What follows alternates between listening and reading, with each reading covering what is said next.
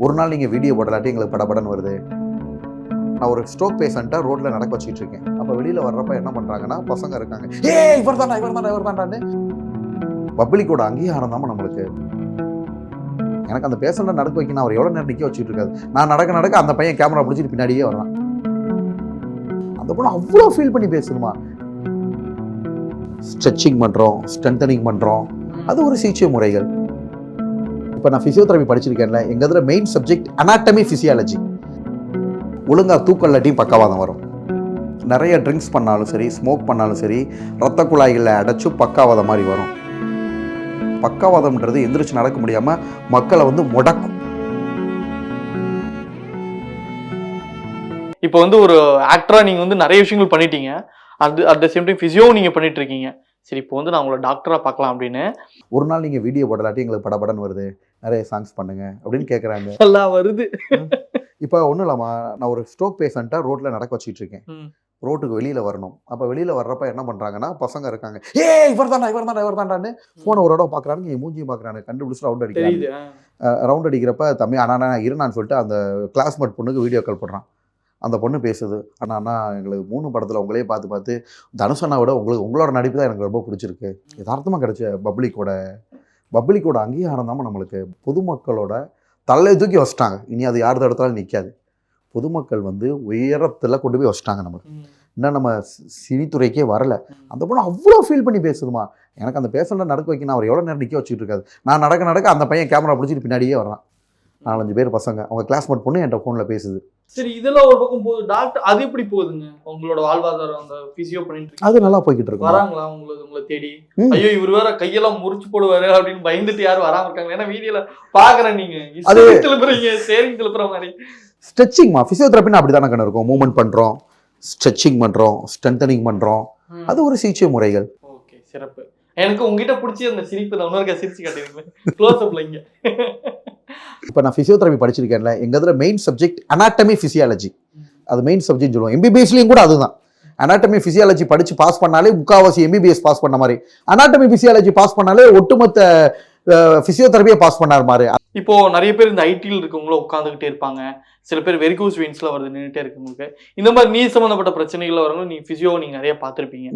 எப்போ என்னென்னலாம் கேர்ஃபுல்லாக இருக்கலாம், இந்த உடற்பயிற்சிலாம் நீங்க செய்யலாம் அப்படின்னு நீங்க ஏதாவது சஜஷன் கொடுத்தீங்கன்னா ஏதோ நம்ம பார்வையாளருக்கு இதுவும் உதவியா இருக்கும். வெரிகோஸ் வெயின் ரொம்ப நேரம் ஸ்டாண்டிங்ல நிக்கிறனால அந்த மாதிரி வரும் சார். ஸ்டாண்டிங் அவாய்ட் பண்ணும்.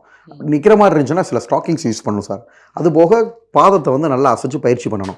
பொதுவாக இந்த ஐடில உட்காந்துக்கிட்டே இருப்பாங்க. அப்போ அவங்க என்னன்னா சார், நல்லா பேக் மசில் ஸ்ட்ரென்தனிங் பண்ணும் சார். நல்ல ஒரு பிசியோதெரபிஸ்ட்டை பார்த்து அவங்க முதுகு தண்டுவடத்துக்குன்னு பயிற்சிகள் இருக்கு. அதை முறையாக அணிக்கணும்.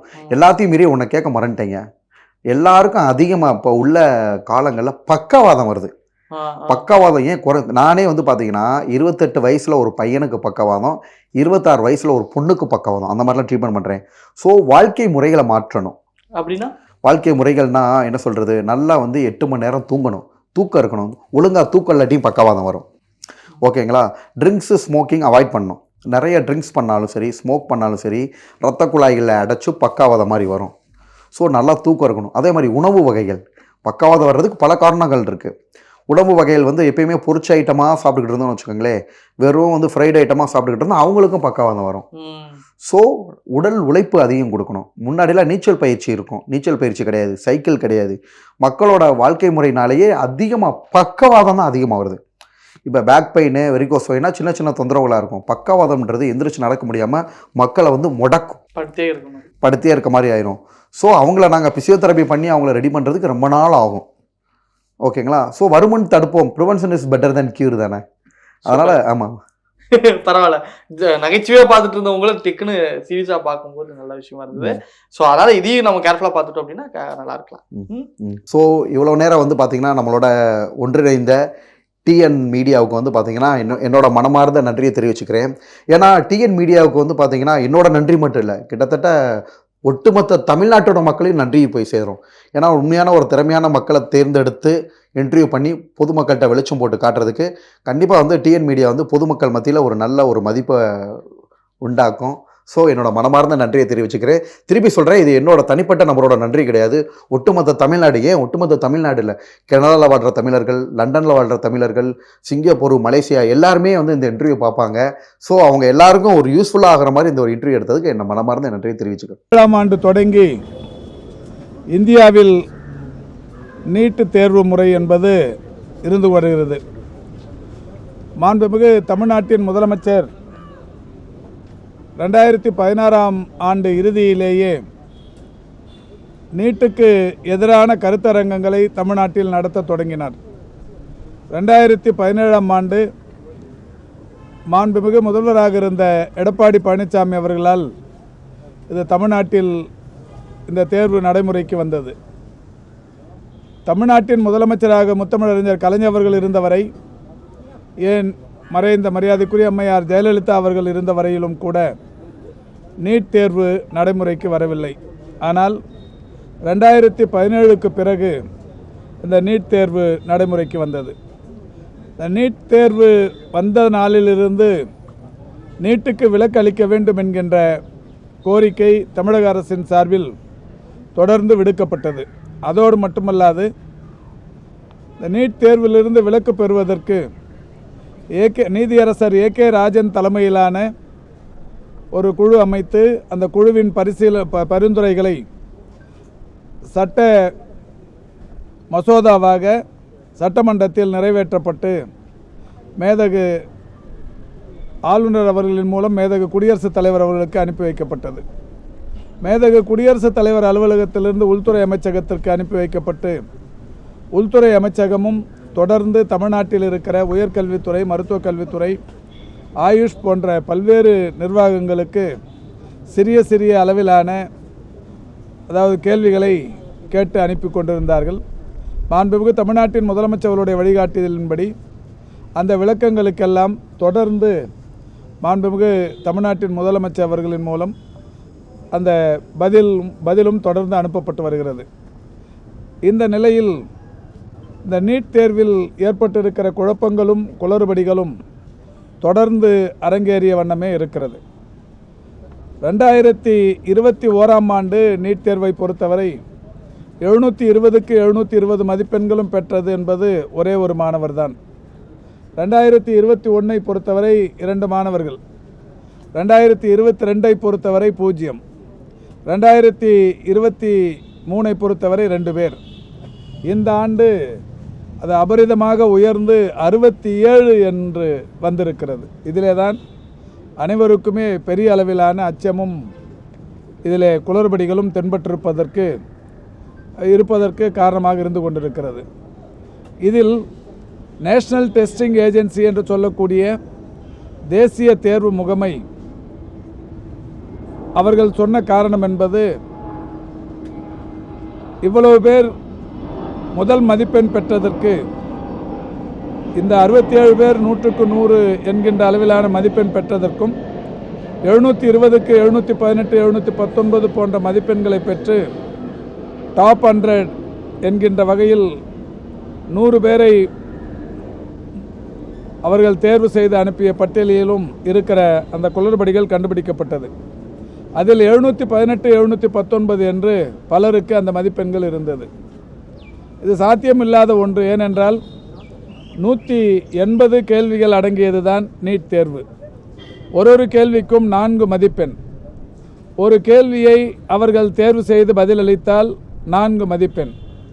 அவர் தவறுதலாக பதிலளித்திருந்தால் ஒரு அபராத மதிப்பெண்ணோடு சேர்ந்து 5 மதிப்பெண் அவர்கள் பெற்ற மதிப்பெண்ணிலிருந்து குறைந்துவிடும். ஆக 180 கேள்விகளையும் அவர்கள் அட்டன் செய்திருந்தால், சரியான பதில் அளித்திருந்தால் 720 கிடைக்கும். ஒன்று தவறுதலாக இருந்தால் 716 கிடைக்கும். இதை எழுதாமல் விட்டுவிட்டிருந்தால், அதுவே தவறுதலாக குறிப்பிடப்பட்டிருந்தால் 715 கிடைக்கும். 715 என்பது கேள்வி தவறுதலான கேள்விக்கு கிடைக்கிற மதிப்பெண். 5 மதிப்பெண் கிடைத்திருக்கும். கேள்வி விட்டிருந்தால் 716 கிடைக்கும்.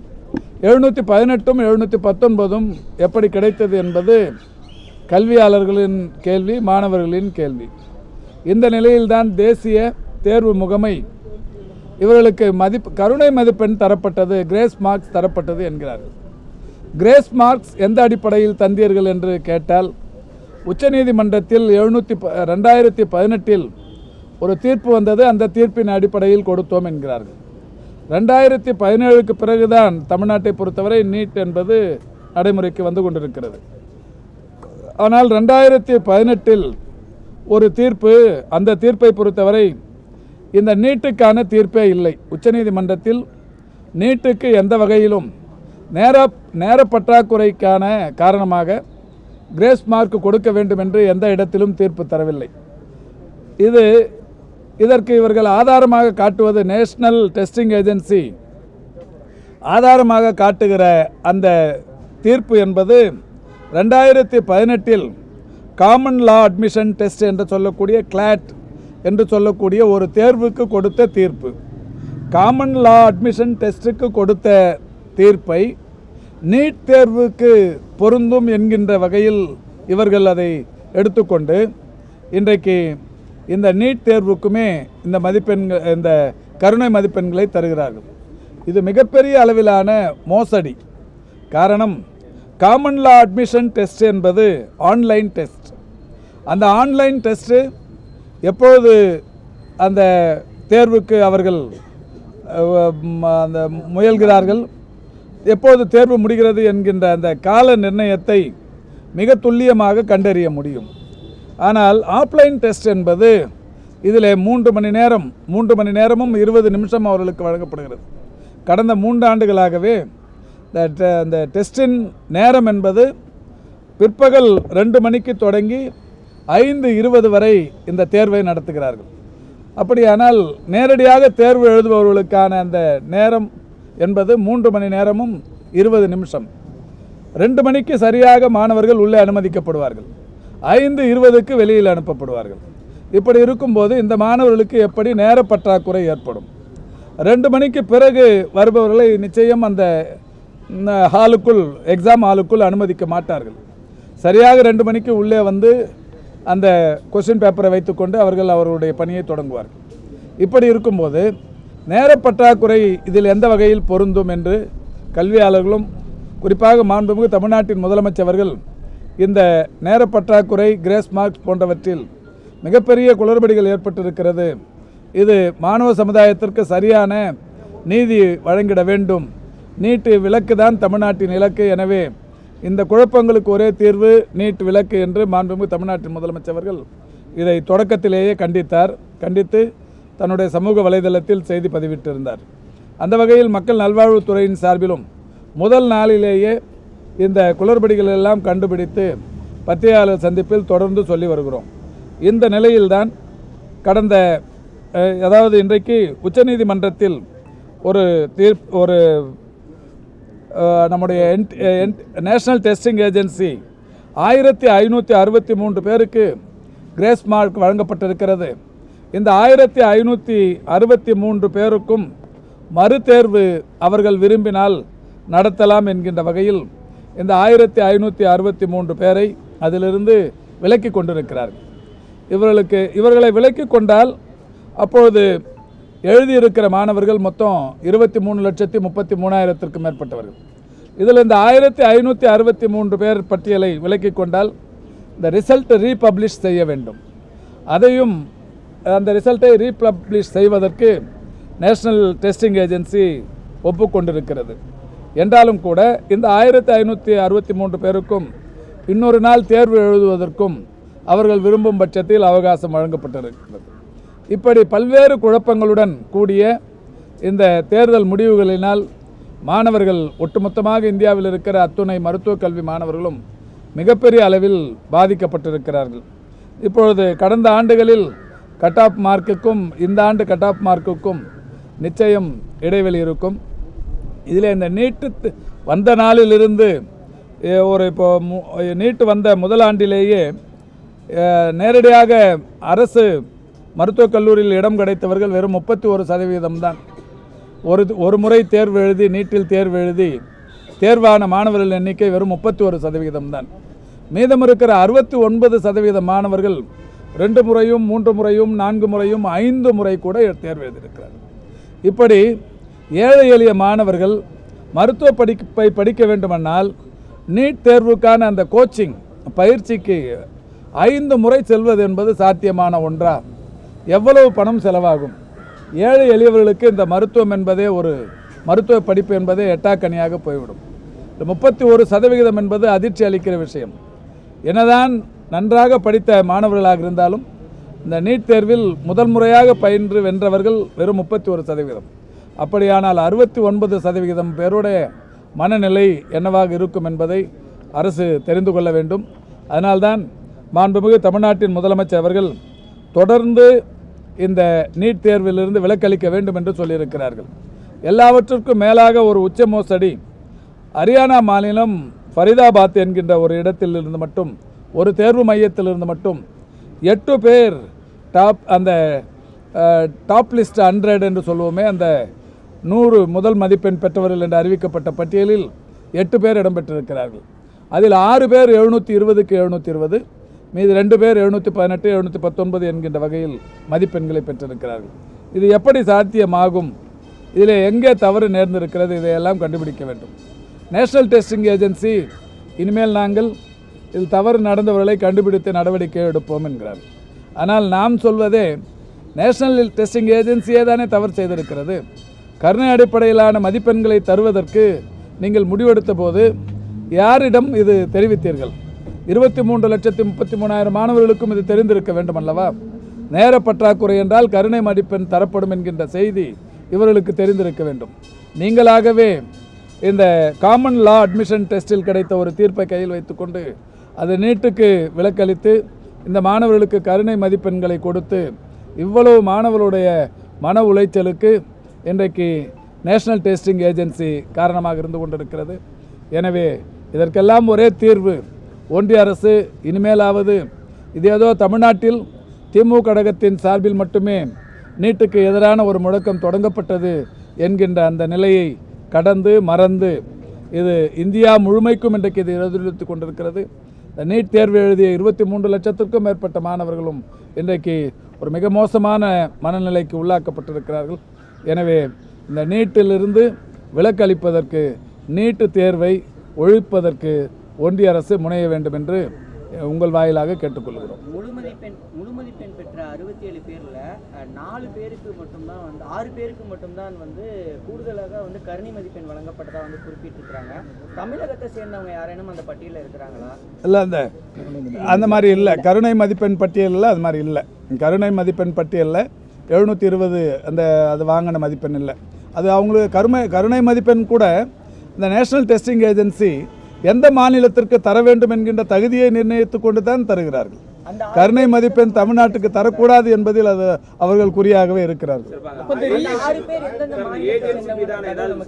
இல்லை, பெரும்பகுதி ராஜஸ்தான், குஜராத், ஹரியானா போன்ற மாநிலங்களை சேர்ந்தவர்கள்.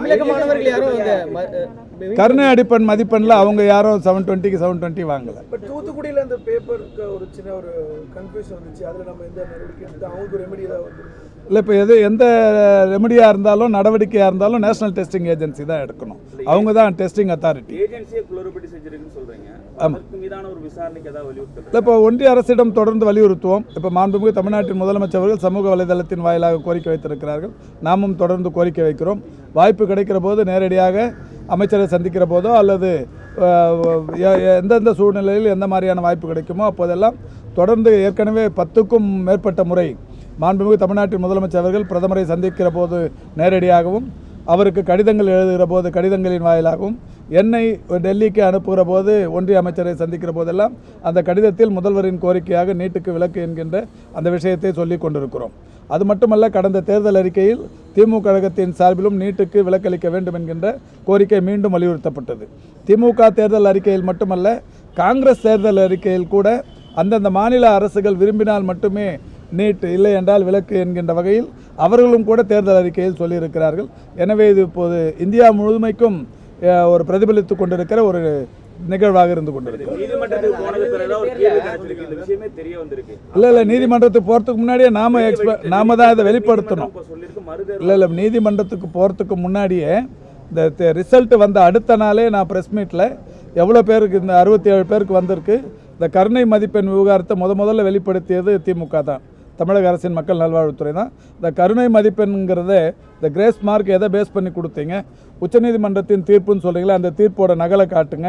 இந்த கருணை மதிப்பெண் கொடுப்போங்கிற இந்த தகவலை எத்தனை பேருக்கு சொன்னீங்க, இந்த மாதிரிலாம் கேள்வி கேட்டதை ரிசல்ட் வந்த அன்றைக்கே நம்ம தான் கேட்டுக்கிறோம்.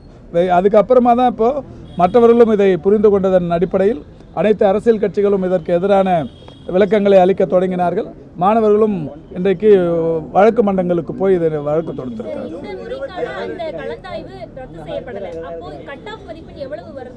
இல்லை, இப்போ இனிமேல் அதெல்லாம் கணக்கிடுவாங்கம்மா. இப்போ இந்த 1563 பேர் அவர்கள் விலக்கி கொண்டதற்கு பிறகு எவ்வளோ பேர் அவங்க அந்த அந்த இது இருக்குல்ல, அது பப்ளிஷ் பண்ணுவாங்க, ரிசல்ட் பப்ளிஷ் பண்ணுவாங்க.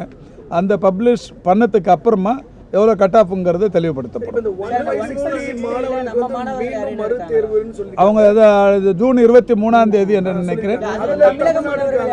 இல்லை அதில் யாரும் இல்லை. 1060 அதான் நான் சொன்னேனே, அந்த கருணை அடிப்படையிலான மதிப்பெண் கூட தமிழ்நாட்டுக்கு இல்லை. June 23 retest. ஆமாம். அதே மாதிரி 67 நபர்கள் வந்து முதல் மதிப்பெண் பெற்றவர்களாக சொல்றாங்க. அதில் 47 நபர்கள் வந்து இயற்பியல் பாடத்திட்டம் மாற்றி அமைத்ததுனால வந்து தேர்வு செய்யப்பட்டதா சொல்றாங்க. அது முன்னுக்கு பின் முரணா இருக்குது. அதில் என்ன இல்லை, இன்றைக்கி கூட விடுதலையில் ஒரு தலையங்கம் ஒன்று மிக தெளிவாக சொல்லப்பட்டிருக்கிறது. +2ல் 2-3 சப்ஜெக்டில் ஃபெயில் ஆனவங்களும் கூட நீட்டில் 700க்கும் மேற்பட்ட மதிப்பெண் பெற்றிருக்கிறார். அதான் இது குளறுபடிகளின் உச்சமாக இருக்கிறது, விதிமீறல்களின் உச்சமாக இருந்து கொண்டிருக்கிறது, சட்ட மீறல்களின் உச்சமாக இருந்து கொண்டிருக்கிறது. எனவே தான் இதற்கெல்லாம் ஒரே தீர்வு அந்த விலக்களிக்கப்பட வேண்டும் அல்லது நீட் ஒழிக்கப்பட வேண்டும் என்பது மட்டும்தான். தமிழ்நாடு அரசு நீதிமன்றத்தை நாட வாய்ப்பு இருக்கலாம் அந்த ஏஜென்சி மீதான நடவடிக்கைகளுக்கோ அடுத்த கட்டமாக. இல்லை, இப்போ இதுக்கு நீதிமன்றம் போக வேண்டியதில்லை. இப்போ இந்த கருணை அந்த கிரேஸ் மார்க்ஸில் இருக்கிற குழப்பத்துக்கு தான் நீதிமன்றத்துக்கு போகலான்னு இருந்தது. இப்போ தீர்ப்பு வந்துருச்சு. அதனால் இனிமேல் வந்து நம்ம முறையிடல் தான். ஒன்றிய அரசாங்கத்தை சந்திக்கிற போது நிச்சயமாக இந்த தவறுகளுக்கு காரணமான அமைப்பின் மீது நடவடிக்கை எடுக்கணும்னா திருப்பி நீட்டு தொடரணுங்கிற மாதிரி, நீட்டு வேணாங்கிறது தான் நம்மளுடைய தொடர் வேண்டுகோளாக இருந்தது. இந்த வருஷம் கட் ஆஃப் பொறுத்தவரை அதை கட் ஆஃப் தான் இப்போ இனிமேல் தான் வரும். இந்த 1063 விலக்கி கொள்ளப்பட்டதற்கு பிறகு ரீலிஸ்ட்டு, அதாவது மெரிட் லிஸ்ட் பப்ளிஷ் பண்ணுவாங்க. அந்த லிஸ்ட்டு வந்ததுக்கு அப்புறமா தான் கட் ஆஃப் தெரியும்.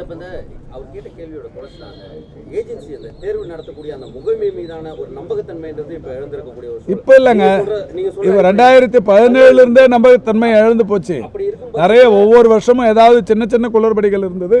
இந்த வருஷம் அது பெருசாக வந்துருச்சு. இருக்கும் பட்சத்தில் தமிழ்நாடு அரசு அந்த முகமையே வந்து முறையா இயங்கலன்ற சேலஞ்ச் பண்ணி கோர்ட்டுக்கு போறப்ப இல்லை அந்த தேர்வுகள் எல்லாம் இல்லை அது அதாவது கோர்ட்டுக்கு போகிறதுங்கிறது சட்ட வல்லுநர்களோடு பேசப்படும். இதுக்கு முன்னாடி அதை சம்மந்தப்பட்ட மக்கள் நல்வாழ்வுத்துறை அமைச்சகம், இது மாதிரி மாண்புமிகு பிரதமர் உள்ளிட்டவர்களுக்கு தமிழக அரசின் சார்பில் எழுதப்படுகிற கடிதங்களில் இது வந்து சுட்டிக்காட்டப்படும்.